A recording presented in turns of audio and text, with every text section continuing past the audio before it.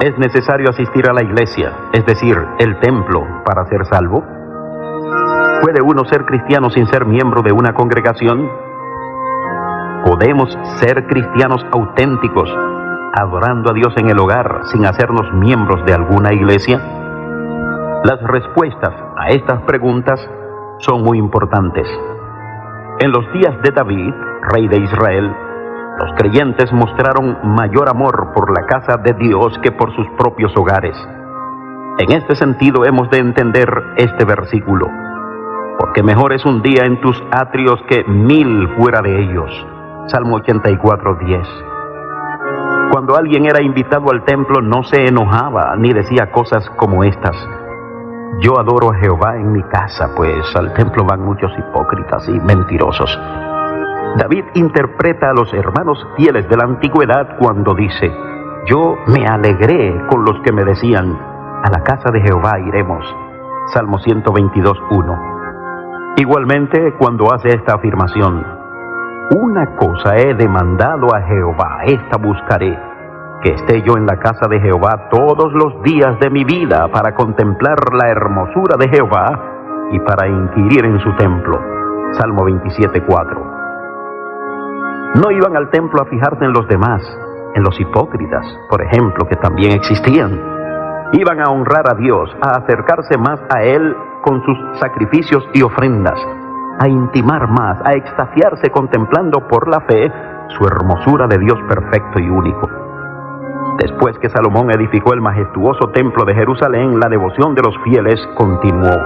Para ellos no había diferencia.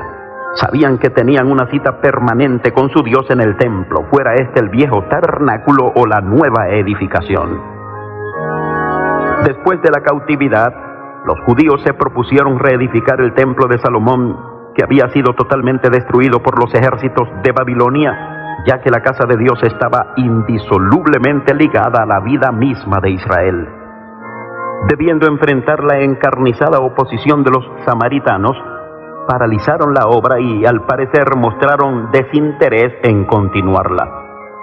Fue entonces cuando los profetas Zacarías y Ageo reprendieron al pueblo por tal dejadez y descuido espiritual. Son particularmente gráficas estas palabras de Ageo: es para vosotros tiempo, para vosotros, de habitar en vuestras casas artesonadas, y esta casa está desierta. Ageo 1:4. El profeta hablaba como vocero de un Dios que mostraba su santo enojo ante la evidente falta de preocupación por el estado del templo, mientras cada quien hermoseaba su hogar. La edificación debía continuar hasta ser terminada, a pesar de la oposición de los enemigos. La casa de Dios no debía estar desierta. La estima por el templo no sufrió cambios en los días del Nuevo Testamento. Pese a que el mencionado en los evangelios fue edificado por un pagano, Herodes el Grande, San Mateo le llama templo de Dios, Mateo 21:12. Allí predicó Cristo cada día, Lucas 22:53, y lo purificó por causa de las profanaciones a que lo sometían los que vendían bueyes, ovejas y palomas, y los cambistas de monedas. Juan capítulo 2, versos 13 al 16. ¿Qué hacían los cristianos del Nuevo Testamento en el templo? He aquí lo que dice la Biblia. Oraban, Hechos 3:1 y 22:17. Enseñaban, Hechos 5:21. Proclamaban el mensaje, Hechos 5:20. Alababan y adoraban al Señor, Lucas 24:53 y Juan 4:20. Luego tuvieron necesidad de reunirse en otros lugares y allí trataban asuntos de doctrina, Hechos 15. Testificaban, Hechos 15:12, y ayunaban, Hechos 13:2. Finalmente, en los templos, fuera el tradicional o los otros lugares que debieron habilitar para congregarse, también se oraba por los enfermos y atendía otras necesidades de la gente. Mateo capítulo 21, verso 4 y Hechos 3, del 1 al 10. Es maravilloso saber que hoy hacemos en los templos las mismas cosas que los primitivos creyentes hacían en el primer siglo. También hoy oramos, enseñamos la palabra, proclamamos el mensaje, testificamos, tratamos asuntos doctrinales, ayunamos, alabamos, adoramos a nuestro Dios e igualmente ministramos a los enfermos y otros necesitados. No hay, pues, variación. Claro que también asisten a la iglesia falsos santos, lobos disfrazados de ovejas, murmuradores, criticones y, en fin, como dijo Cristo en una de sus parábolas, cizaña. Pero también en los tiempos apostólicos hubo que luchar contra ellos.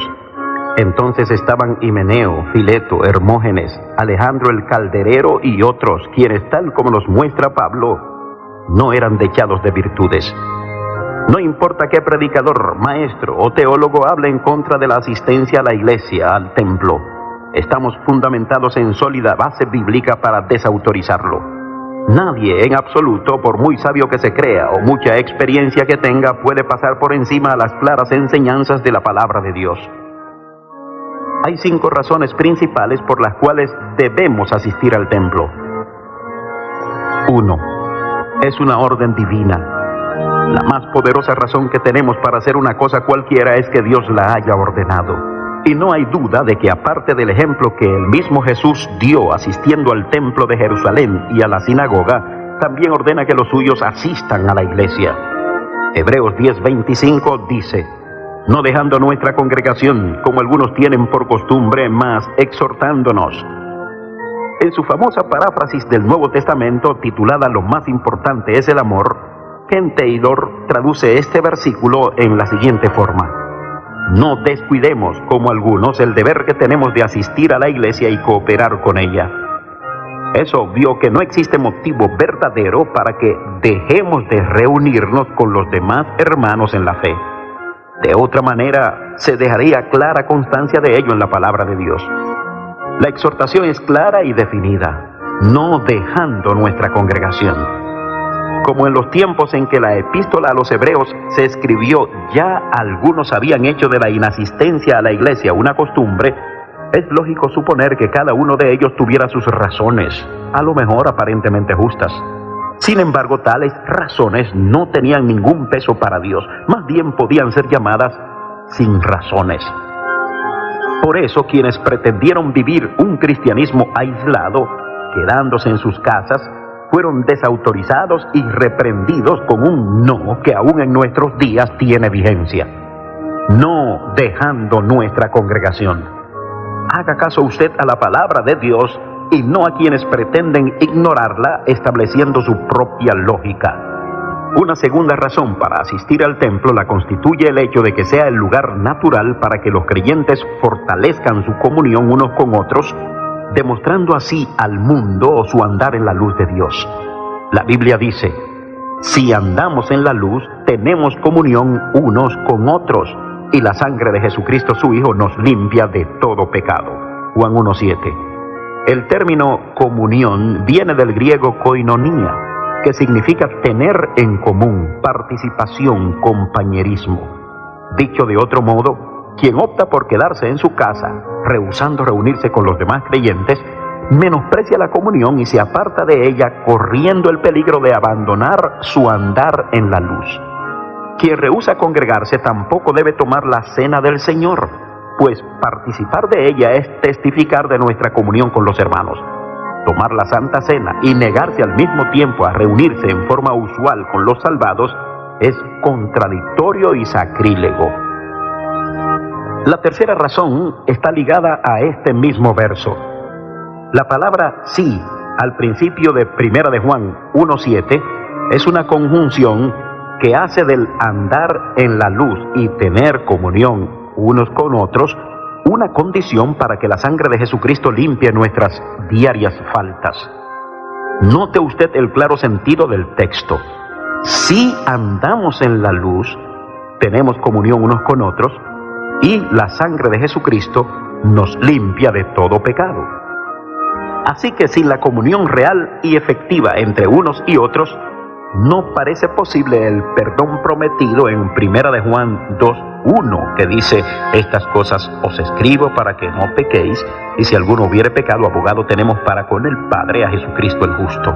Quien desee acceder a este perdón debe vivir en comunión con los demás creyentes.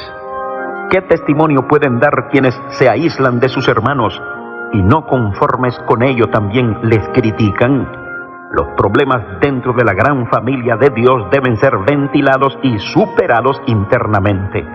Es muy extraño, por no decir sospechoso, que mientras ciertas personas repiten hasta el cansancio el deseo de Cristo en Juan 17:21 sobre la unidad de los suyos, al mismo tiempo desanimen a quienes van a alguna iglesia y enseñen a otros que asistir a una congregación no es importante. Y peor aún, algunos hasta sugieren que ir a la iglesia es perjudicial, pues presentan a los hermanos que cumplen con tal deber como gente de mentalidad estrecha y sectaria. La asistencia a la iglesia es parte principalísima de la comunión cristiana. Es la evidencia pública natural de que tal comunión existe entre nosotros y los demás miembros del cuerpo místico de Cristo, la prueba de que andamos en la luz. La cuarta razón que tenemos para considerar la asistencia al templo una necesidad tiene que ver con Mateo 5:23 al 24. Por tanto, si traes tu ofrenda al altar y allí te acuerdas de que tu hermano tiene algo contra ti, deja allí tu ofrenda delante del altar y anda, reconcíliate primero con tu hermano y entonces ven y presenta tu ofrenda. La iglesia es el lugar indicado por Dios para resolver en la paz del Espíritu Santo las diferencias que puedan surgir entre los redimidos. No es hablando por fuera como se superan tales inconvenientes, ni alejándose de la iglesia. Estas previsiones demuestran claramente que Cristo sabía de antemano cuántos problemas, incomprensiones y diferencias habrían de manifestarse en el seno de la iglesia. Sus hijos estaban en el camino de la perfección, pero distaban mucho de ser perfectos aún. En todo caso, las mismas cosas debían aclararse uniéndose los suyos más y más, perdonándose mutuamente, tolerándose, amándose, sobrellevando cada uno la carga del otro, como dice Pablo en Gálatas 6:2. Finalmente, el sitio ideal para adorar a Dios es, sin la menor duda, el templo. Después que los templos son construidos, se hace una ceremonia de dedicación. Así se hizo con el primero hecho por Salomón, igual hacemos hoy. El mejor lugar para proyectar una película es un cine, porque ha sido construido para esos fines. Se puede proyectar una película en una calle, con una sábana sirviendo de telón, o en un club o una casa. Pero el lugar ideal sigue siendo el cine. Lo mismo se puede decir del teatro. Es posible representar una obra en cualquier lugar, pero el teatro mismo sigue siendo el mejor sitio. Para eso fue edificado. Otro tanto podríamos decir de las escuelas, restaurantes, salones de juego, hoteles y bancos. Es indudable que no existe un lugar como el templo para alabar y adorar a Dios. Por supuesto que se puede y debe honrar a Dios en una u otra forma en todo lugar, la casa, el trabajo, la escuela, pero sin quitarle al templo su posición especial. No sobrevaloramos el templo, pues uno, sin duda, puede hallar a Dios en cualquier sitio. En caso de vivir en un lugar que carezca de Él, es posible servir a Dios en la casa, ser cristiano en el hogar. Del mismo modo, si por una razón justa alguien no puede asistir a la iglesia, no debe temer por ello a la ira de Dios. El templo no salva, salva Cristo. El templo no santifica, el Espíritu Santo es el santificador. Pero como Él ha ordenado que nos congreguemos, y el lugar para ello es, lógicamente, el templo, es desobediencia no hacerlo. ¿Con qué frecuencia debemos ir al templo? En cierto país latinoamericano un pastor me dijo: yo celebro cultos todos los días, pues los bares abren al público diariamente, como también los cines. Así que yo predico la palabra de Dios cada día. Algunas iglesias tienen 5 cultos por semana, otras 4 o 3. En algunos países las reuniones son solo una vez por semana. Ciertamente, realidades locales pueden determinar el número de cultos que es posible tener, razón por la cual no podemos establecer un patrón al respecto. Además, es necesario propiciar el fortalecimiento de las familias concediéndoles ciertos días para cumplir con determinadas obligaciones o simplemente estar juntos. En todo caso, sin embargo, parece claro que tener la mayor cantidad de cultos posibles es asunto importante. De acuerdo con Hechos 2:46 y 5:42, los primeros cristianos iban al templo todos los días. Y sabemos que nuestro mundo está lleno de gente al borde del abismo, necesitada de Dios todos los días. La no asistencia al templo, sea por descuido o costumbre, suele ser signo de graves distorsiones espirituales. Puede demostrar preocupación excesiva por lo material. Puede revelar un cristianismo superficial, no comprometido suficientemente con Dios y su pueblo.